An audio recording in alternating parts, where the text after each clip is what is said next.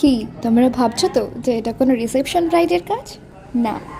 তবে চলো নতুন একটি ভিডিও শুরু করা যাক। এভরিওয়ান, চলে এসেছে নতুন একটি কাজের ভিডিও নিয়ে। সেদিনকার গিয়েছিলাম হাবড়াতে একটা পুচকির অন্নপ্রাশনে তার মাকে সাজাতে। দিদির সাথে আমার বহুদিন আগে থেকেই পরিচয়, কারণ দিদির বিয়েতে আমি সাজিয়েছিলাম। আবার এসেছি দিদিকে সাজাতে আর মেয়ের অন্নপ্রাশনে সাজানোর জন্য। ডেকোরেশনটা এত সুন্দর লাগছিল, ভাবলাম একটু ক্যামেরা বন্দি করে নিই।